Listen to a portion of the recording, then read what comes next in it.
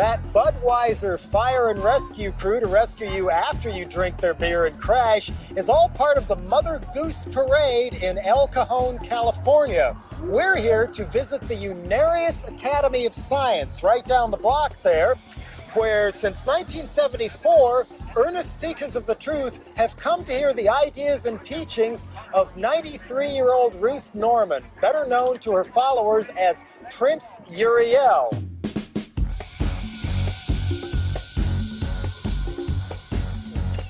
Yes, that's right, loyal boob tube addicts. Spaceships from all over the galaxy are coming back to Earth in 2001, each one bearing 1,000 inhabitants from 32 other planets to bring happiness and wisdom and make life happy forever after on planet Earth. But this is only a small part of the so-called science of Unarius.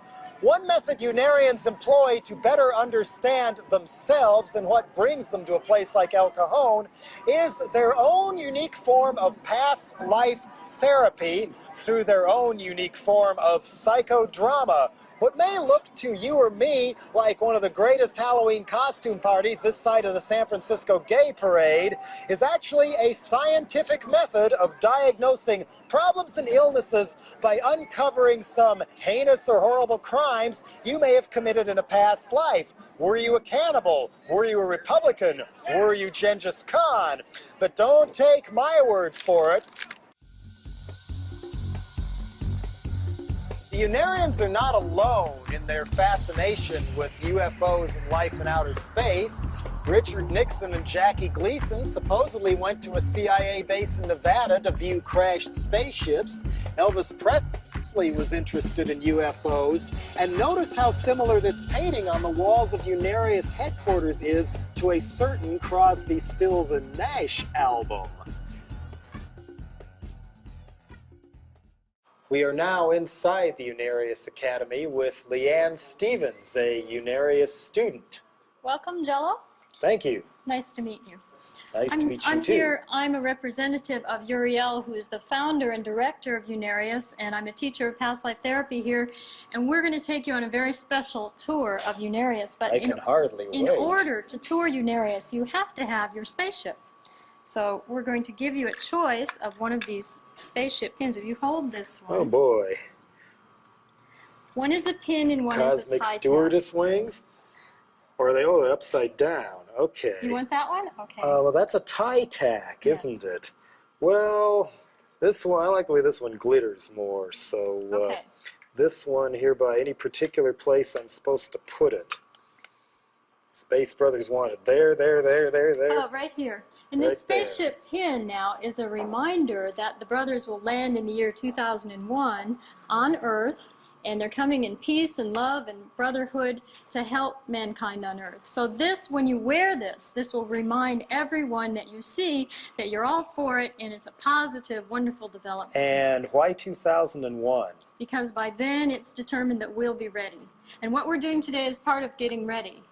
So as a representative of Uriel, I today am wearing many sparkly gems and jewels, as you can see. Those are her jewels originally, These are they her, not? This is her actual jewelry, and through these sparkles, as you're watching at home, she's projecting her love, her light, her healing consciousness to each and every one of you. A very special radiation of love from Uriel to all the people watching. And through this spaceship as well. And why isn't Uriel here with us? She was the one I wanted to meet the most. Well, she is here in consciousness, very much so. And some of the people in the room here probably can feel that radiation of power and intelligence. Uriel is 92 years old, and this year, unfortunately, she broke her foot and her knee, so she's been bedridden as that bone is trying to heal, and she would be here otherwise. She won't take visitors?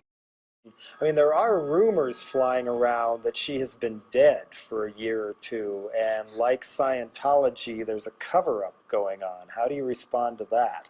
Preposterous. Uriel is here, alive and well, and she is the director, as I said, of the daily operations of Unarius, our video production, our book printing, our operation of classes in past life therapy. She's very active and very involved, and even if she were not here physically, it would all go on as it has been planned to do in the future, because the body does have its terminating point, but she hasn't left. You say her body dimension. has not terminated, you're saying? She's very much alive. Is her mind still all there? Because many people, when they get older, and in America there is unfortunately Alzheimer's sometimes.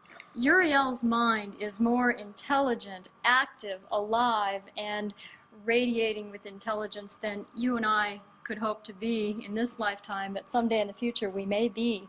But she is very much involved and active and alert, and she's sending her love to all of you right here and now. She doesn't need to work through one physical body. She works through many channels, as do all individuals who have a higher development of consciousness. They are able to project their intelligence in a very directed way. That's what we're here studying, learning how to do. That's what Unarius is about, learning how to use the mind intelligently, creatively. You as a musician, we have musicians here, we learn to use that intelligence. Yes, I am hoping to take home a music album of what you may have created here. We'll see what what it does to my mind. Is there any connection between Unarius and Crosby, Stills and Nash? Because I noticed one of their album covers seems to be either taken from the mural on the outside of that wall or vice versa. Oh, I know the one you mean. It's Gilbert Williams painted the beautiful starships coming down. I think it looks like Machu Picchu. Gilbert Williams, who painted that picture, was very inspired when he did so, and we are painting starships here because of the same reason as the pin, to let people know that they do exist, and there are people. And how do you know what the starships look like? Has Uriel ever actually been on one? Of course, in many lifetimes. Not only has she been on one, but she has been the commander of many space fleets. Then what has prompted her to even bother with El Cajon, California, when she could be out in space cruising around somewhere? Remember that when your mind develops to such a point that you're not limited to one physical body, you're working in all dimensions simultaneously, as all human beings do. Oh, and so that's the science that Unarius teaches, the science of the mind. So she isn't so the brain sort of has many astral tentacles, in other words. Yes, exactly. And do you believe all of her teachings absolutely verbatim? Absolutely. Is there any disagreement within Unarius on different points made by Uriel, or is it all accepted as the word? Well, let's start from one point. The teaching of Unarius has been authored by millions of individuals of an advanced mental development. They've channeled their information into over 100 books, and so it's coming from quite a diversity. But they didn't channel it directly onto the printed page at the printing press. They must have channeled it through somebody. Is that what you mean by human vessels? Yes, and there are several individuals who serve as channels. I'm one. I've channeled several books. There are other students like myself who've learned to be open to that intelligence.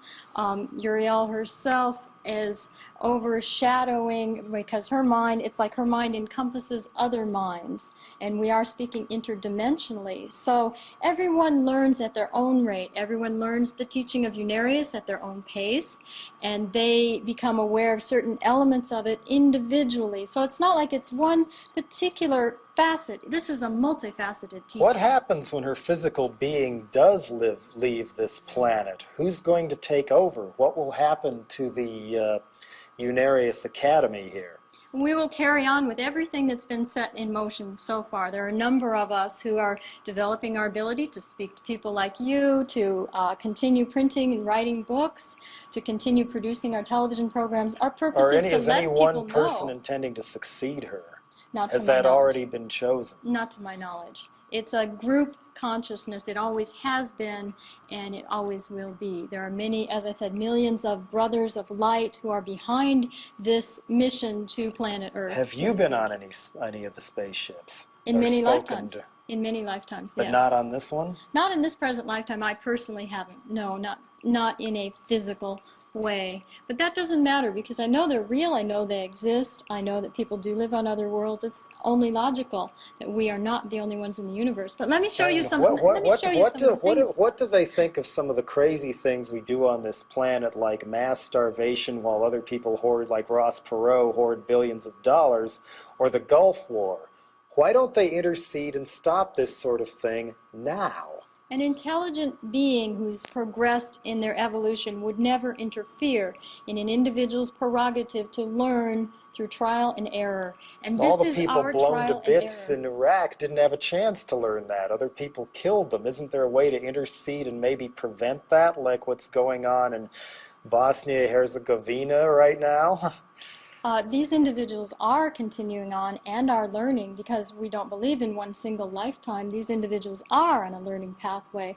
Those who kill and those who are killed have a karmic debt that will be resolved in the future. It's their responsibility. But no intelligent being would ever interfere in that evolutionary prerogative. Doesn't mean that they won't come and attempt to teach and enlighten us as Buddha, Zoroaster, Jesus, many countless Muhammad. That brings me they have to come to teach. Dr. Ernest Norman, who claimed to have been Jesus of Nazareth in a past life.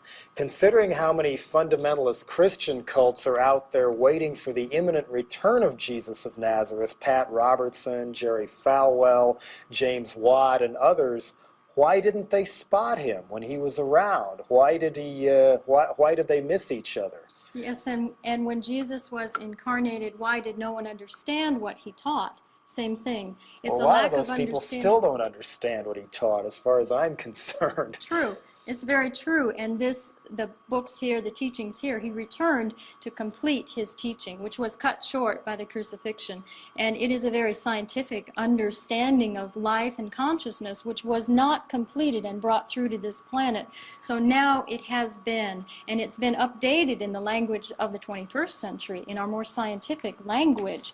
That's why Which is what some Christians refer to as the imminent second coming, claiming that we're the last generation. And in the case of James Watt, our former Interior Secretary, used that as an excuse to justify oil drilling all up and down the California coast, strip mining national parks, etc., saying, well, because Jesus is coming back, we can ruin the earth now because then we're going to have the second coming of the Lord. That's a new one. You never knew he did that? Heard He this did one. that within about the first year of Reagan taking office and him being Secretary of the Interior. In other words, people were using this revisitation by prophets for what I would interpret as being very sinister and greedy motives. How, as Unarians, can you prevent people from using your beliefs that way if they were to gain power before the Space Brothers came back? Well, you can't halt people from their misconceptions and their low level of intelligence. You can only try to teach them a better way. And you said it yourself.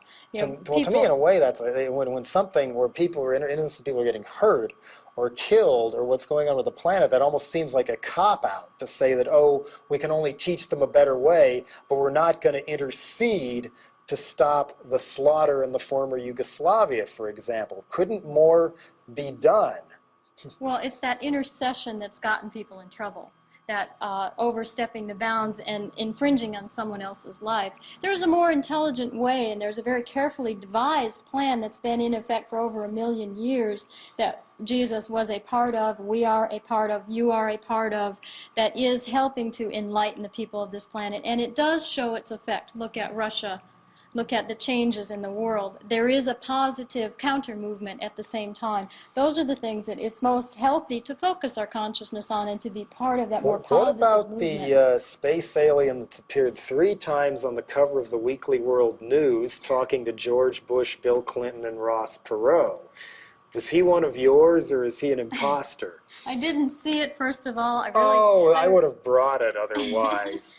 I can't really comment on it because I didn't see it, but I do know they are notorious for designing their own covers with a few, cut and paste jobs. Of course, I was don't just know anything curious about whether it. you believed it was a cut and paste job. This alleged alien also claimed that some very conservative senators, Orrin Hatch, who's devout Mormon and to the right of Jesse Helms on some issues, and Senator Sam Nunn were called fellow space aliens by this Weekly World News concoction, or perhaps real creature, who knows.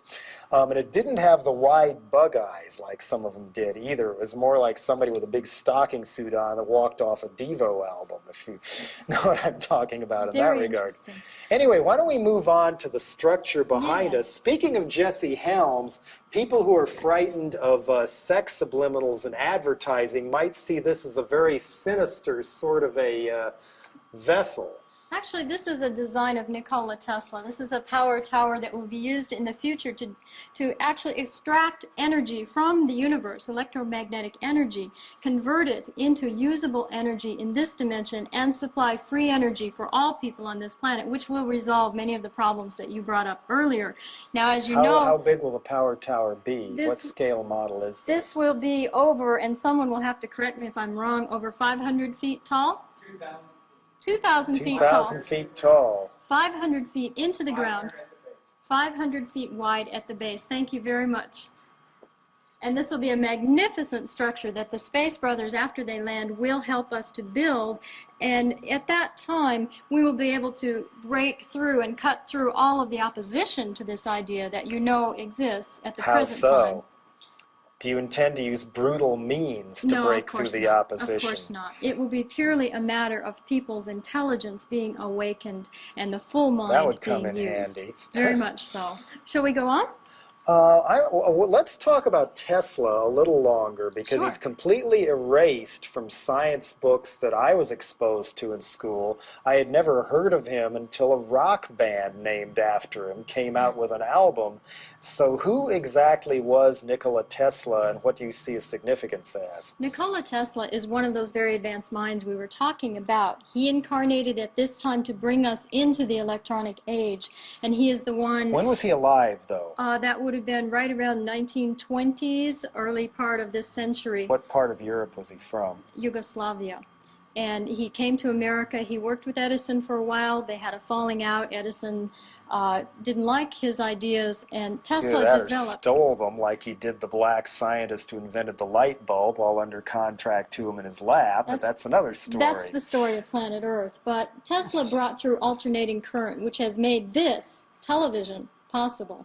And his development brought us into this new age, this 20th century, into the 21st century. So Tesla's purpose, as one of the leaders of the Unarius mission, by the way, Did he proclaim himself that at the time, or have you crowned him that posthumously? His very intelligence coming through the various books in the present. We have a series of books called Tesla Speaks. I noticed that, he has described himself as who he is. His intelligence gives you the knowledge of who he is. Could you describe a little bit how his ideas were suppressed in his lifetime, and by whom, and for what reason? Well, I'm not a Tesla biographer, first of all, but obviously there are those individuals in the industrial military complex who want to suppress a certain type of progress because they have money invested in certain areas. Such as General Motors buying up patents on electric cars and shelving them. Exactly. So those are the things that we, people of Earth, will need to overcome. And just as you are now aware of it, I am now aware of it, more of us are aware of this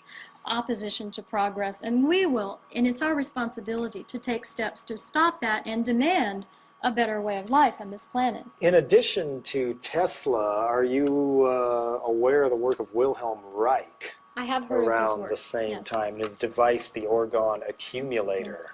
A similar situation where here's an individual who has a spiritual development, who is trying to progress life on this planet, and it's a very old story. Jesus was crucified, others have been murdered, their work suppressed, their work distorted. Same situation. What he was trying to achieve in the cure of cancer, or the knowledge of the electromagnetic nature of the human anatomy, the human consciousness, was suppressed by those forces. He seems to be almost completely omitted from your literature as well. Well, that's just a matter of time before everything is covered, but we have covered quite a spectrum of information. Let's look at the map over here. If you look at the star map of the 33 planets of the Interplanetary Confederation, these planets are in the Milky Way galaxy. Planet Earth is represented here along with all of the other 32 planets in the Interplanetary Confederation. This is the central sun, the central spiritual sun, the interdimensional force field that powers the entire galaxy. And of course, there is a configuration of energy that you can keep tracing back through that powers the infinite. Are there more planets and other systems that you know about too? Absolutely, there are an some up in infinite the number. surfboard up on the wall there? There are an infinite number of planets in And the do universe. they all get along with the Space Brothers? Or, as I say, are we risking some horrible conflict by stealing their power for the cosmic power tower? Well, planet Earth is the lowest frequency planet, and we are the laggard ones. We are the ones who most need this teaching of a better, more peaceful way of life. So all of these other planets are more developed than ours. They're leading the way for us, and they're sending their representatives here in 2001. My question was about the other ones that might be even more laggard that we don't even see on the chart. Well, why should we worry about what we can't see on the chart? This is our galaxy. These are the more positive leaders of our galaxy, and this is where we are going. This is our direction that we have set up. To your left, we have a mock-up here of what appears to be flying saucers. It is, very much. It sort of looks like a pop music album release display you'd find at Tower Records or something, but what does it mean to you? This was built to represent the way the 33 starships will land and connect with one another in a towering structure that will be 33 stories tall, and this will be the University of Unarius that the brothers will build when they land in 2001. So this was a replica. Where does the to show. 33rd one come from? There were 32 planets. The Where's 33rd, the last one? that's a good question. The 33rd ship is at the very top. It's the smallest ship, and this ship is being built for our purposes, for travel around planet Earth. This ship is planet Earth's spaceship that is being built on the planet Vixal and may already have been built because we are only 9 years away from the space fleet landing. Yeah, it seems to me if the 2001 movie is to be believed, we have an awful lot of advances to go in the next 9 years if we're going to make it to Jupiter or whatever. A lot can happen in a short space of time, as we've seen in the last year. Quite a bit has changed on this planet that we never expected to happen so quickly, and that's how quickly we can move forward once we're willing. With me now is Dr. Charles Spiegle, known to his students as Antares. Tell us a little about this painting here. That's supposed to be you, isn't it? That was me. Was you. This is a depiction of an individual who's known as Tyrantus. He had many names throughout his evolutionary development and descent. Wasn't that long ago you were Tyrantus in the flesh, weren't you? Or we have leader of the entire 100 planets of the Orion constellation, known to some as Satan. Orion War Conference table here. Almost seems to be going out of your way to look like a Hollywood version of what the devil might actually look like. Were you once Satan? I was known as Satan, Lucifer, Beelzebub, and Napoleon, even Julius Caesar. These were all people who lorded over the masses and used their so-called powers to advance themselves in society and eventually attempt to rule the then present world. And so you're saying there's not just one Satan like the Bible seems to imply, but there are many. No, there is one Satan. That was one individual who generated so many different personalities, but the Bible is a misrepresentation of the reality that Satan is a depiction of the lower self, the dark self, that angry self that exists within all people.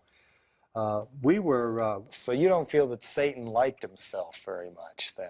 Well, he liked did he himself enjoy his up work? until the time that this painting shows how he was reawakened by to his spirit Uriel, I assume by that is. Uriel, the cosmic visionary, the healing archangel, and it has been her purpose throughout hundreds of thousands of years to come back to rescue not only Charantis, as he was known at this time, but all of those individuals who he took down the left-hand path. In other words, he blotted out the purpose of progressive evolution. But how do we know that Tyrantus or even yourself are not simply pretending to have changed in order to fool people in this life and continue your devilish ways? By example, by, as has been stated by Jesus of Nazareth, the proof of your present consciousness is in the works and what you do. I should make a point and make this statement. That book that you are looking at, Pictorial Tour of Unarius, contains photographs of what we call past life therapy. These were psychodramas that we actually filmed of our past. Right. You see, I am not living the life of Charantis and so on of these paths. I'm working them out by identifying myself as well as all the students who are involved. Some of the students, and I think even Uriel, when going through their past lives, there seems to be a remarkable number of famous people and celebrities that pop up rather than ordinary folks, and in some cases, characters out of literature or paintings rather than flesh and blood human beings. How do you explain that? Many of these people were not the individuals who were portraying them. However, the negatively biased people are not famous. We have to use the word infamous. These people have heavy karma. Their lives are overshadowed by dark clouds and terrible guilts and so on. But why the preoccupation with celebrities? Almost everybody I've ever known who's felt that they've had past life experiences, they'll cite Michelangelo, they'll cite movie stars. One woman I knew never forgave me when I pointed out that Greta Garbo was still alive when she insisted she was a reincarnation of Greta Garbo. Well, you're speaking of two opposite aspects of life. The positive forces, Michelangelo, Leonardo da Vinci, the great teachers and artists, those people are not ones who have deterred man's consciousness. See, those are the leaders, and they're the teachers. They're the inspirational forces of the Unarius Brotherhood. The negative people who formed what they call Black Brotherhood are people whom I led. And we are, not all of us, but there's a nucleus of those who have asked for help. And in the astral planes, before we reincarnated, we asked to be given an opportunity to readdress our wrongs by returning and working out our past. Do you run into anybody who has simply gone through past lives as maybe a termite, then a farmer, then a plant or whatever, but never a celebrity? I mean, it seems that there's only so many Michelangelos to go around that all the millions of people on Earth couldn't all have been the same person in their past life. Right, I understand what you're saying. However, those are the positive forces who are the examples of progressiveness and who have helped mankind through the works of art. You know, his paintings and the classics of his architecture, etc. They are the light at the end of the tunnel. You see, they're the individuals who, as an example, are people who we look forward to lead a integrated life.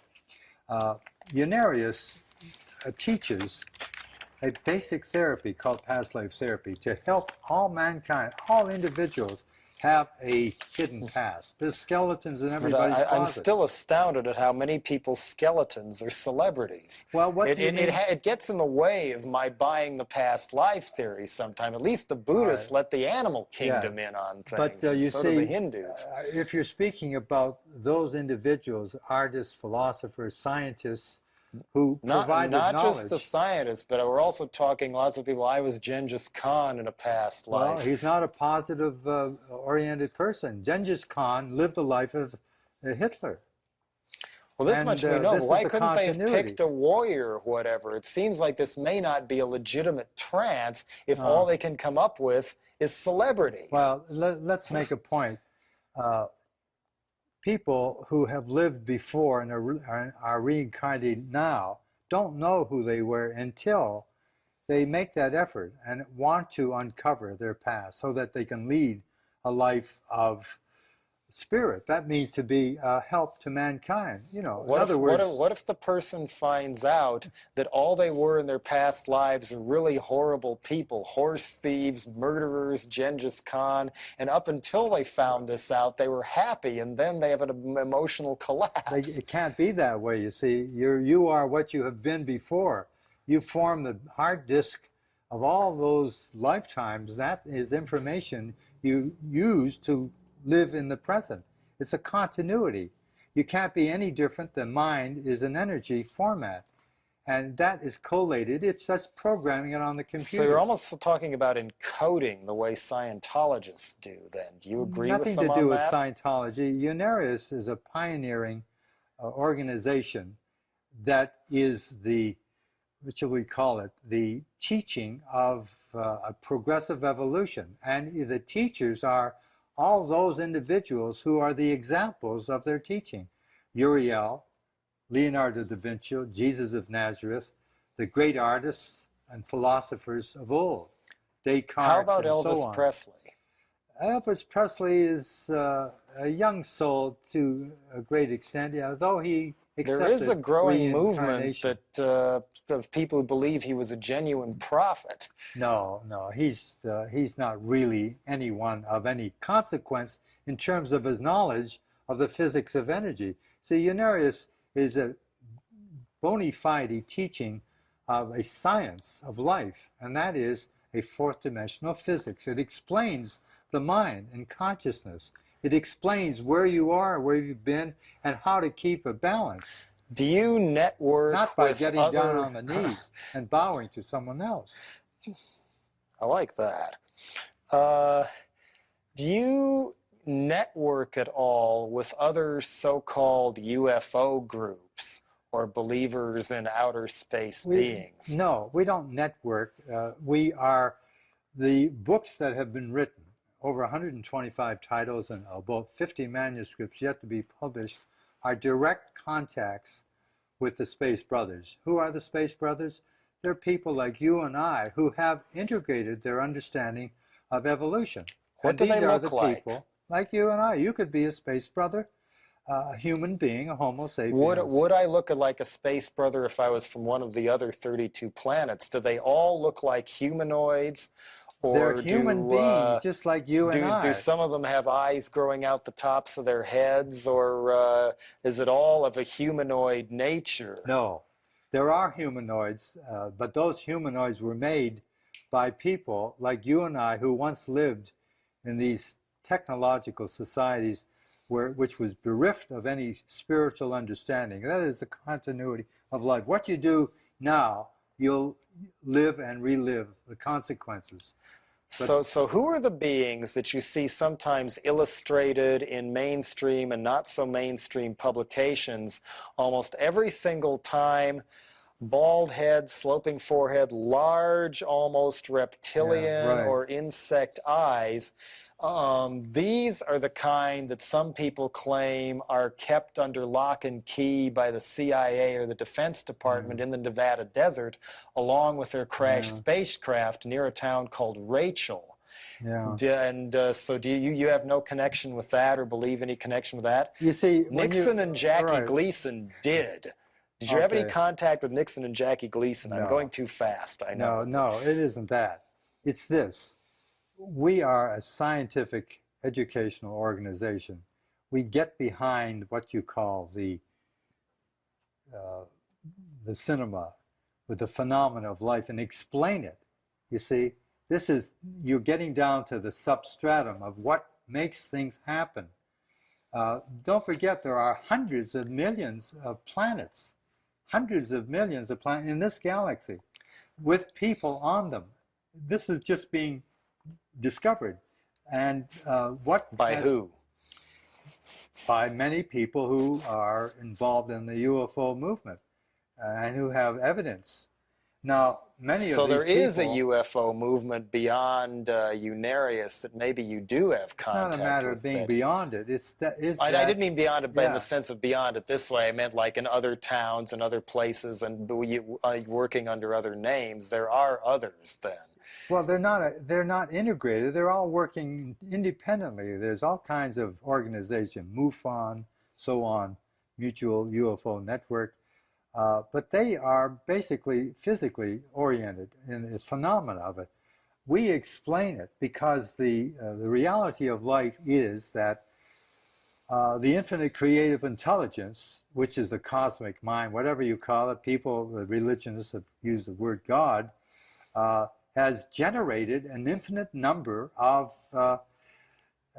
people, if you might call it that, who become who are endowed with that quality, and that quality is intelligence. And their purpose is to evolve, to learn of that inner nature, that self, that real brain, not the physical brain, but the real brain, which is hooked up, you see, to the interdimensional nature of life. Okay, and you described your approach as being different from others because it is scientific, and yet some of what I see here, the statues, the paintings, Uriel often being depicted as a divine being, does make it appear to be more of a religion, complete with what it appears to be. The main evidence is taking the words of Uriel or Ruth Norman at face value and believing it verbatim, without what normally would be considered scientific evidence to back it up. So are you a science or are you a religion? You see, that's all an interpretation from your own association to religious organization, etc., from your past lifetime. You can only see and become conscious of and perceive an understanding of what we call life based on what you have in your hard disk. In other words, what you've experienced. Now, if you've been overly accepted religiously doctrinaire concepts of life, and you have a negative attitude towards it, you'll react to it. So whatever people react to is based on their previous life experiences, you see. Now, it's not easy for people to give up what they consider to be the truth that they carry in their back pocket. To be a upright person and to really be a forward, futuristic individual, you have to know about the future. So when did it dawn on you that this was part of your future and your past? Did it dawn on you when you were a kid or when you were 20? Or? Yeah, right. It happened over many number of years, but ever since I was a kid, I was sort of a bookworm. I was always trying to find out something. But it really happened when I heard someone talking about a book called The Voice of Venus. It attracted me to that individual. I asked him for the name of the book and the author and where I could buy it. And when I read that book, that Voice of Venus, the first publication of the Unarius Foundation, that's what got me, because it answered the questions, and that is, what is life? What's it all about? Why do I feel unhappy, distressed? Why am I agitated, and I don't seem, have any objectives in life? So in a sense, you were sort of born again then. Everybody is. We're all born again. You can't die, don't you see? And that's what Unarius answers. It answers the very question that everyone is attempting to resolve, and that is, what is life? How am I involved in life? Why can't I get along? I do admire the sense of fashion of Unarius. It certainly is a lot more creative than most places I've seen. What inspired this fashion to begin with? Especially Uriel's purple beehive wigs. Well, there's two different things we do. The costumes that we put on are for psychodrama purposes. The things that Uriel has worn is her way of recreating a more beautiful state, and her costumes are obviously much more beautiful than some of these concoctions. But she's remembering other lives when she dressed more beautifully. We're working out our past lives. And you were saying in the costume room that I was performing or experiencing a psychodrama just on the basis of which ones I was picking out, wishing I could take home. What you're drawn to, for instance, what you're wearing now is something that's familiar to you from your previous lives. In a lot of ways, a lot of times, that's how we Does this find out. mean I was Satan in a past life too? I'm referring to your hat. Ah, okay. One of the two of you on the video of one of the gatherings talked about how important it was that once you joined Unarius, you no longer felt the need to have long hair. That was me. Why was it so bad to have long hair, and why was it such a cleansing experience to get a preppy do? There's nothing wrong with having long hair. Although for me, it was a negative attunement to a past lifetime. In particular, where I was, by having the long hair, I was always in tune with that same negative experience. I had a bad experience. What happened to me was I was executed in a certain style in China. It was a symbol of pride for the man to have long hair. And before I was executed, my hair was severed, and then my head was chopped off. And so by regrowing that hair, it was a symbol of pride to me to say, yes, this was sort of like a manly expression, but at the same time, it was reattuning me constantly to have my head chopped off. And so I always had headaches with it. I thought it was because my hair was heavy and there was a lot of it. But really, that's why it was a negative attunement Maybe it was for me. sunny California and the ozone layer disappearing. That was just, since you have dark hair, it was just all that heat reflecting off. And I do have a picture on my, I still have my old license, which might serve a purpose to Hey, illustrate my point. kind of look a little bit like Axel with a mustache there, don't you? That could get you in a lot of trouble if a cop pulled you over and It couldn't did. tell it was you at all. I got a lot of trouble. My collar fell down. What does that all mean? Yeah, because that was one thing I found, like, in some of the confessionals on the video, it struck me as being a little bit sinister when people were completely disowning everything that seemed to be both negative and positive about how they were living before joining the Unarius Academy, which sort of reminded me of the very dark side of fundamentalist Christianity. In other words, that is at times acting as though you had allowed yourselves to possibly be brainwashed. Can I comment on that? Yes.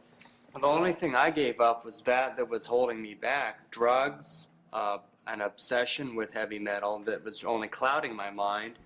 And number two... Heavy metal always clears mine, but go on.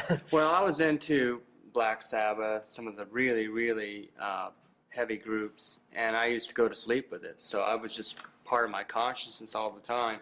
But what you said earlier about celebrities, I don't think anybody in this group here has really lived a famous life. And if we have, we don't really talk about it. All my lives have been fairly common. But it's been a real unraveling to find out which ones they were, because every life holds a key. And every key has opened up a door and has made me a better person to find out who I've been, even though it may have only been a florist, a musician, a taxidermist, a chef in Morocco.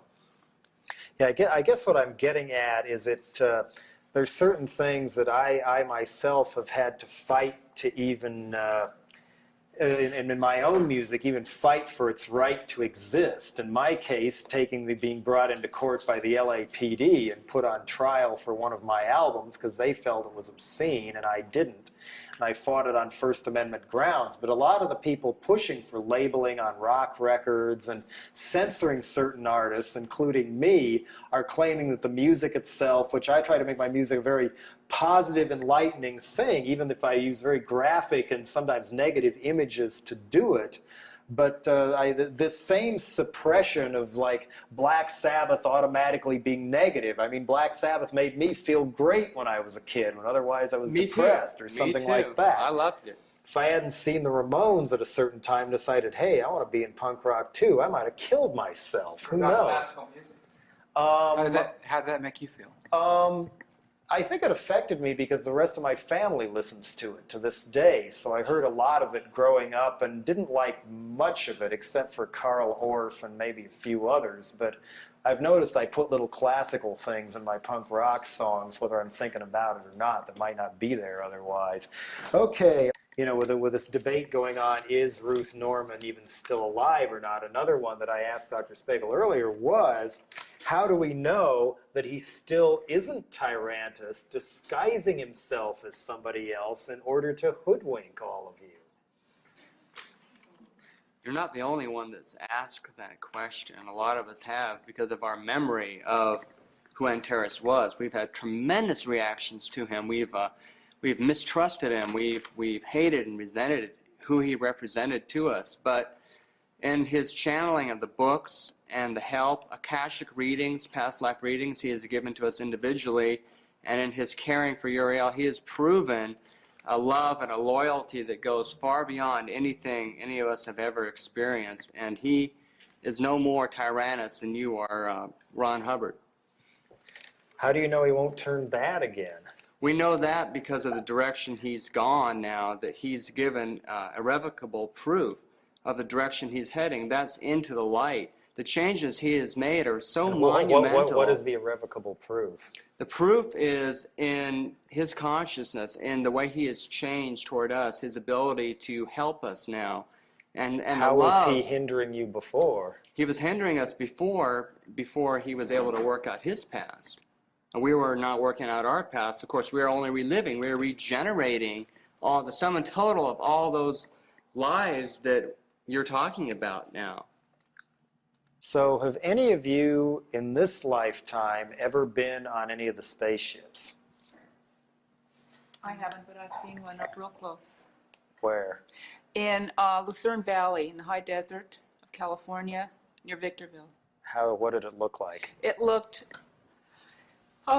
brilliant. We were very close to it. It was at night, and we just happened to turn our eyes toward the mountains, and there was this most brilliant lights. They were all the different colors of the rainbow, and they were just like dancing and swirling very fast, intermingling all together, and it just like hovered there very close to the ground.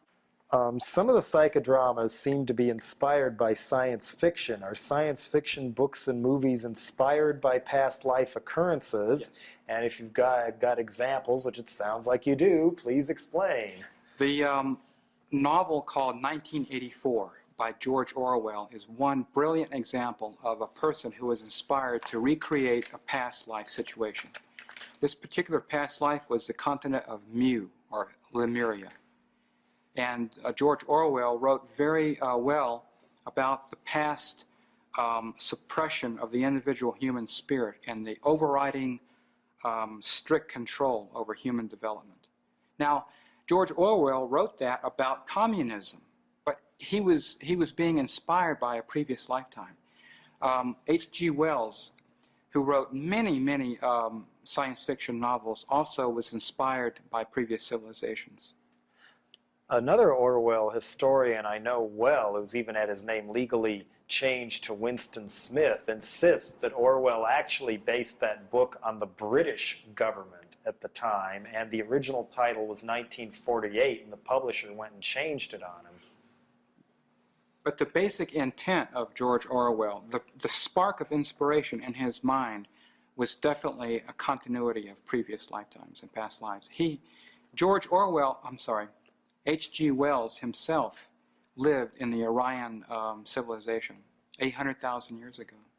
Science fiction in itself is not anything that is made up in one's mind. It's actually images of those very things that have happened in the past. There really is no such thing as, at least in this particular dimension, as that kind of just, it just popped into my mind. Well, it's been actually images from previous experiences that people have gone through or have in some way experienced. For example, you made reference to the book by H.G. Wells, War of the Worlds. That's why when, for example, he gave that radio broadcast, it affected so many people, was because it brought back that psychic memory in each one of them of exactly what took place back at the end of the Orion civilization when this civilization was at war with each other. And it brought back such a tremendous fear that it became a real mass hysteria at that time of the broadcast. I want to finish with flying saucers real quick here. I noticed a lot of the people, when they report seeing them, again, flash of light, gleaming flash of light, and then all of a sudden, poof, it's gone. They're very elusive, sneaky almost.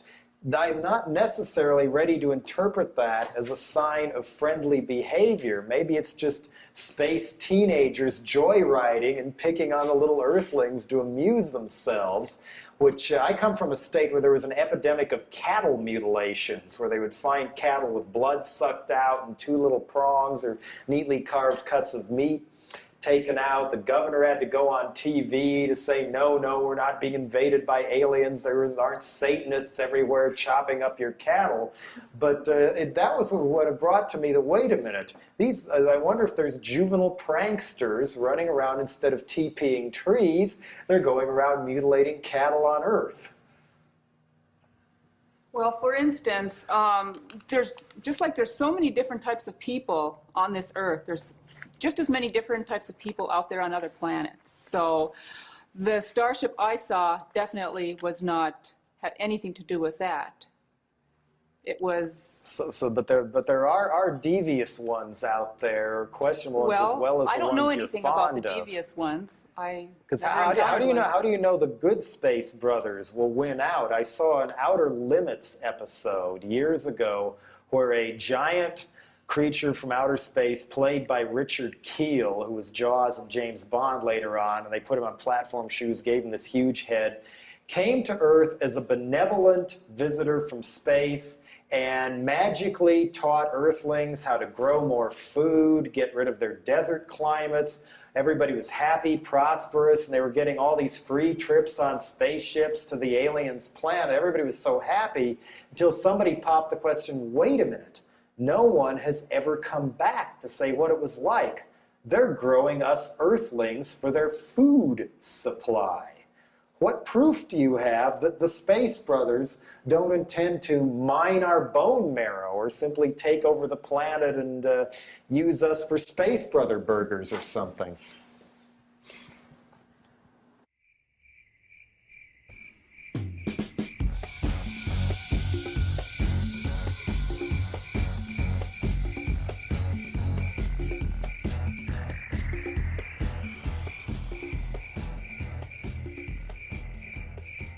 Somebody better answer that. This has kept me awake at night. I'll speak up here. We have, the proof is in our own healing and our own usage of the principles which are in the books, which are coming from directly the Space Brothers.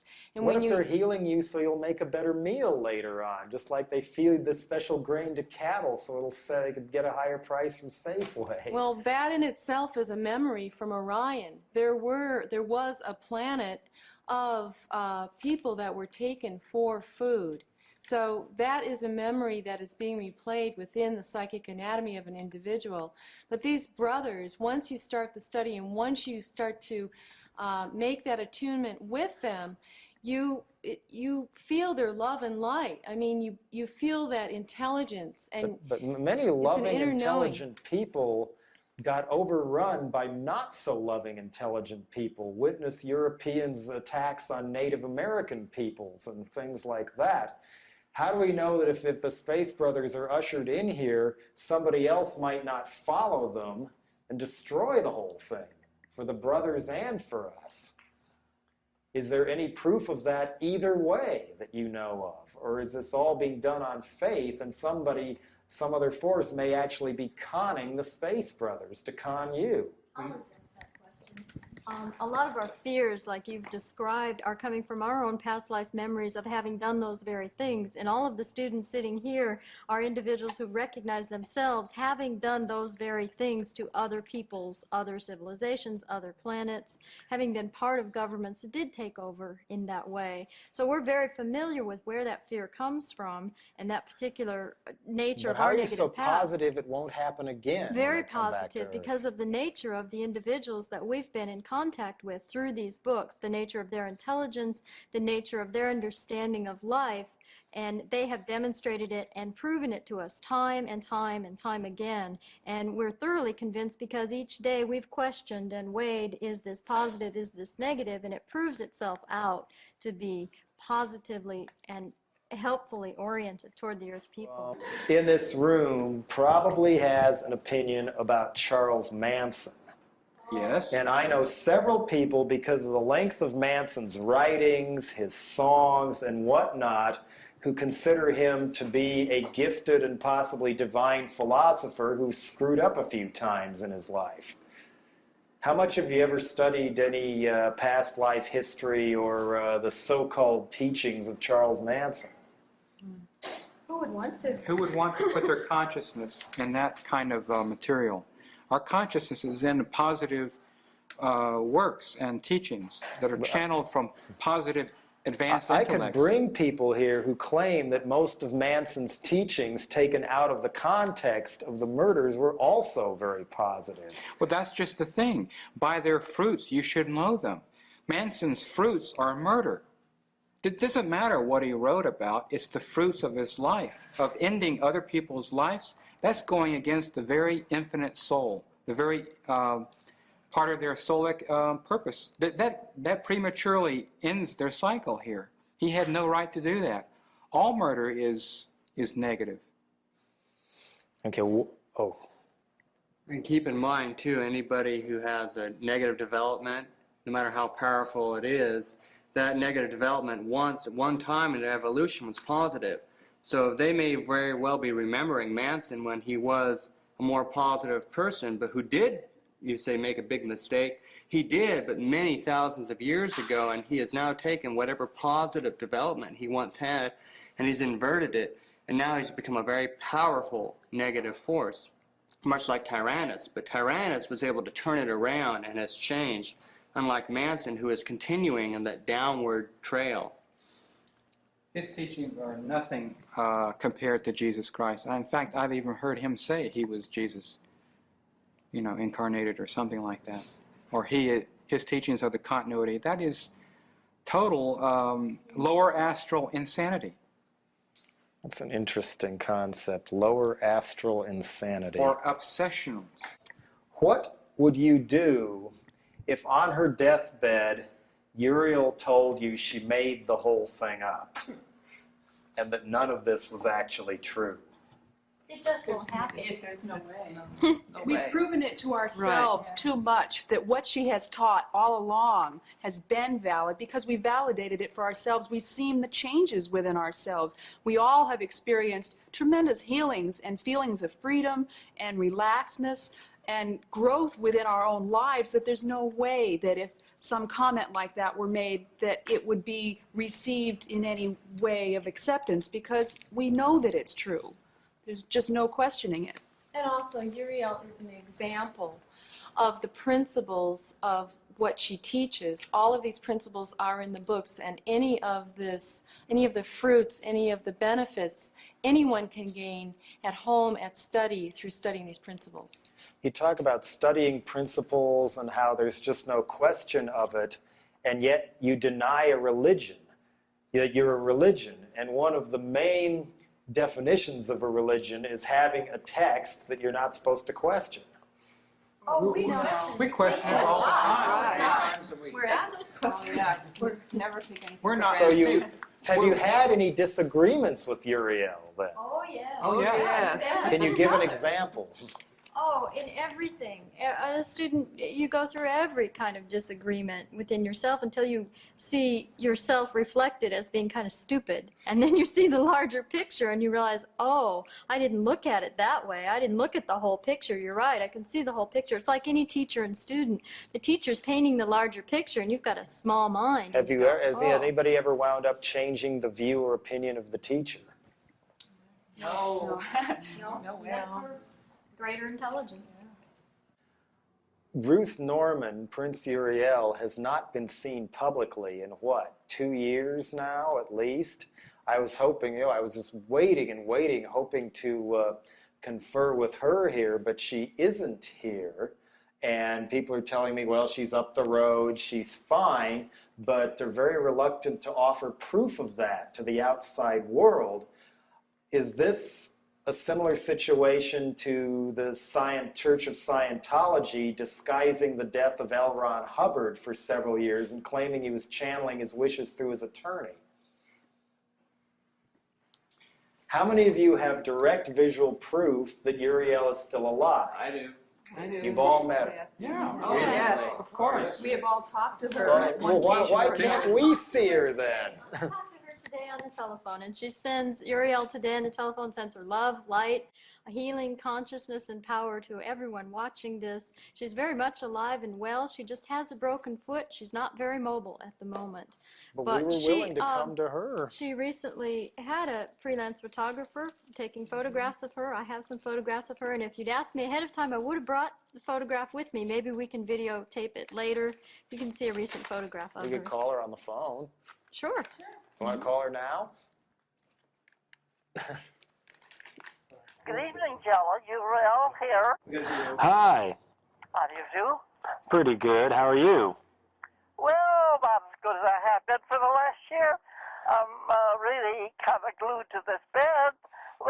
It doesn't stop me from carrying on with my business, which is the center down there and all the students. Are you able to I'm mentally not able to travel? get out of bed, but I'm able to compute and mentally attune. And I'm doing a lot of editing. I've edited 6 books in the last 6 weeks. Wow. And so we're going forward with the work. Are you able to leave your physical body to travel around? Sure. Oh, sure. So But, you're not really my bedridden work is per for se. Here. My work is for these people here. My work now is not for the people in the astral or the spiritual worlds. We have plenty of other people to work in those higher dimensions. So you're concentrating on the academy in El Cajon then? Sure. That's why I came here. I prepared for many, many years for the help for these Earth people, because the biggest part of them don't know that life is continuous. They still believe in death, that when man so-called dies, that he's really dead. I mean, there's so many important things that man needs to learn to live a happy, progressive life. Well, I'm sure glad you were able to at least talk to us on the phone here. I was looking forward to actually meeting you, but I understand your situation. If there's one thing you would want to say to everybody watching this on television, what is the most important message you want the viewers to know? I think the very most important word that we could give the Earth people is forget about this idea that when you die, you die. I still get letters every few days where people say, my husband or my son died, and oh, we're oh so sorry. There is no such thing as death. Man lives eternally when he so-called dies. He simply slips out of his body and moves on into the astral. That's the next abstract world. It's a higher dimension than this world, and there he lives and learns what he needs to know the next time he incarnates in some other world. Now, all according to what he has prepared to do, it makes the decision of whether he moves forward or backward. He can go either way. You touched on an interesting point, namely people grieving over the loss of, say, their children. The loss of somebody. So, They don't lose anybody. will they ever actually meet their children again in another life? Will they know it's their children? Families are created, you see. That's the way families are brought together through this oscillation, this frequency, energy oscillation, because they have built that up through many lifetimes. And very often, this is why twins appear as twins, and this crazy thing they're going around with so much now, homosexuality and crisscross sexual relationships. These are incidences where man and women, have become mixed up in their relationships. But So you don't agree with homosexuality? And of evolution, it will explain every problem, every need that man has. But he does first of all have to understand the principles that man is an energy being, and that he does not die. He lives forever and ever and ever. How many? Constantly building him a better psychic anatomy for the future. Sorry to change the subject here before I go, but I have to ask, from what photos and videos I've seen of you, you appear to be one of the best-dressed human beings in the universe. How many wigs do you own? I've seen several different colors in the books. I have about 100. If I had my choice, I had a couple hundred. I just think it's fun to have a different wig. And any time you want to have it to match with your garment.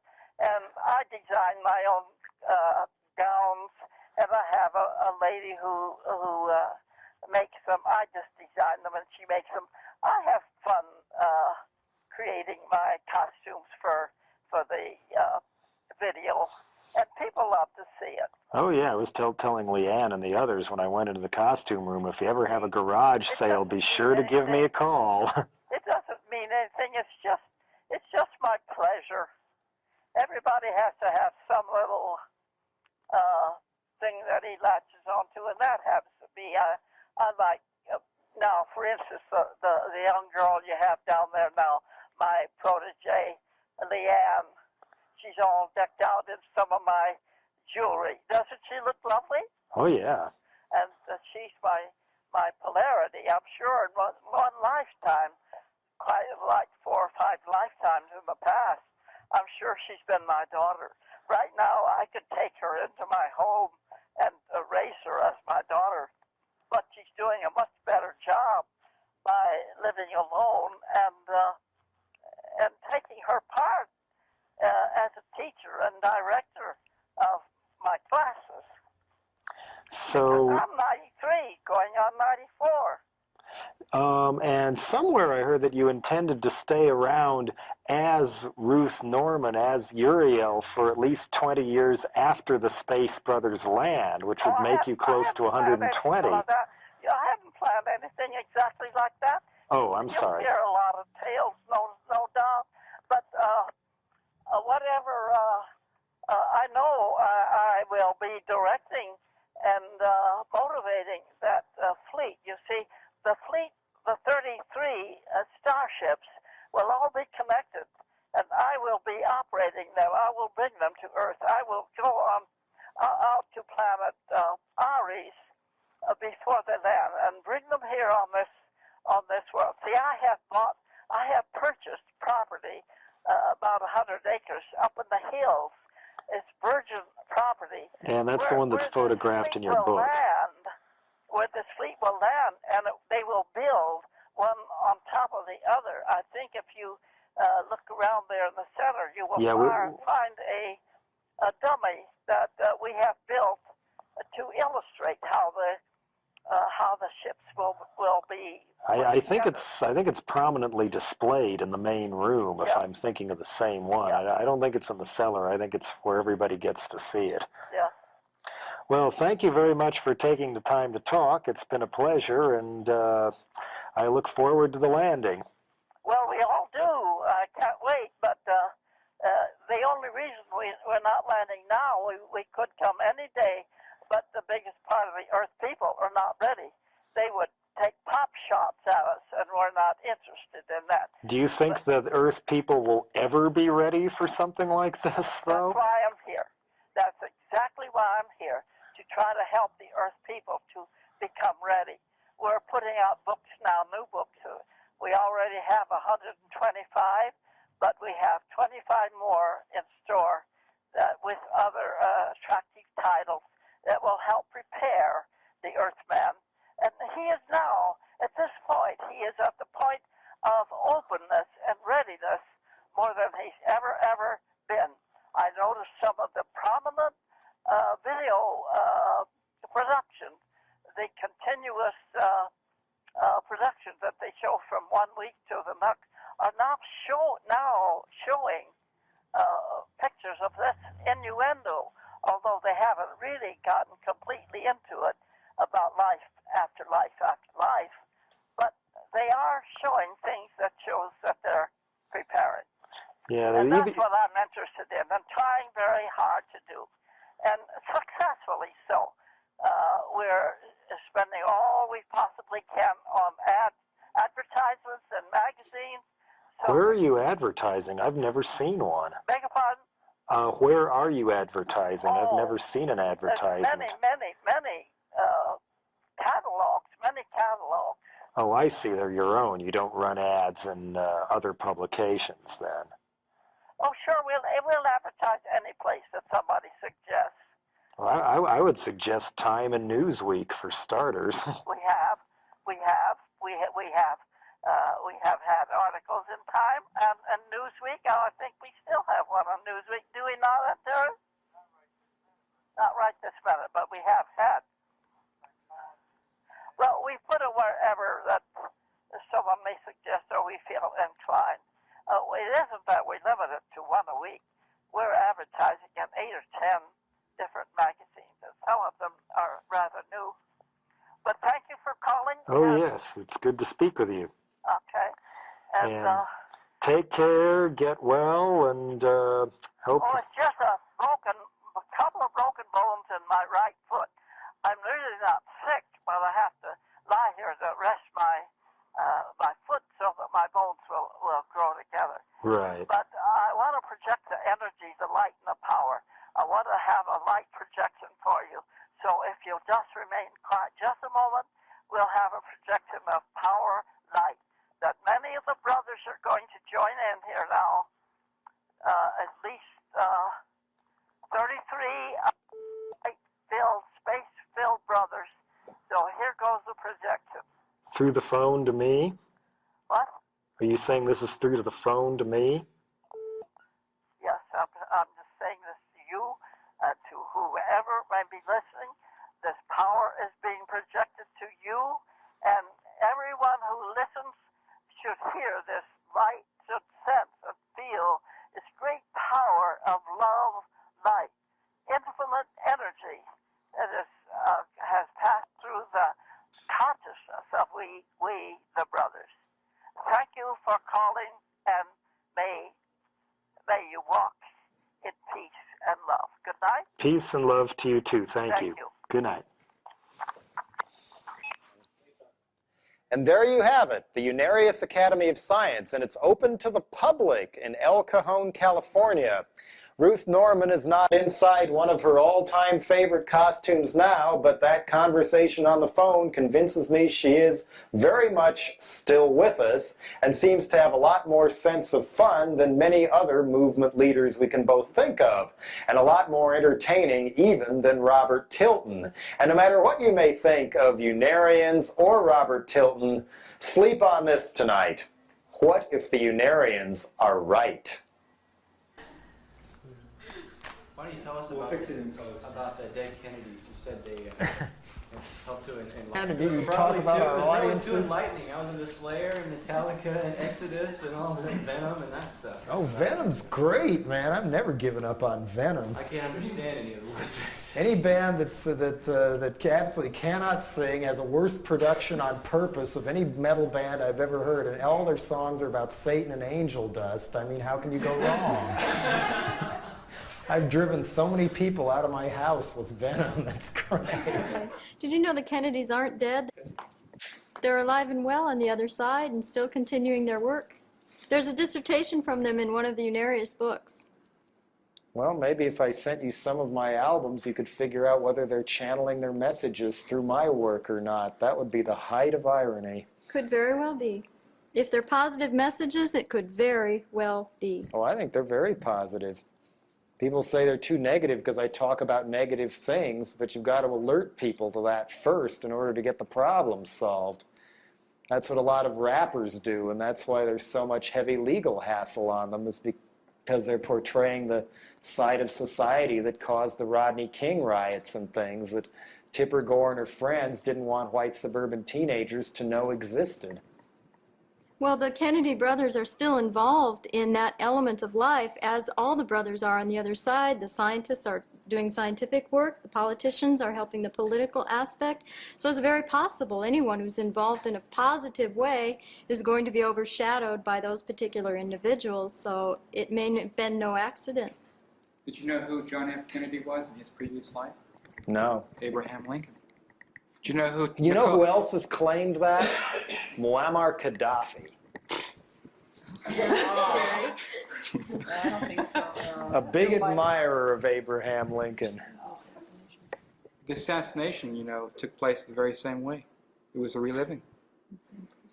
Except that Lincoln was assassinated by the 1860s equivalent of a very popular rock star.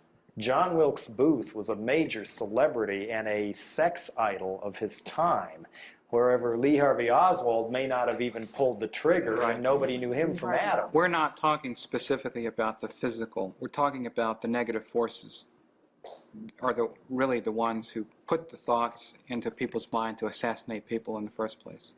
The CIA made some experiments on that in the late 50s. Leonardo da Vinci, he came back as Nikola Tesla.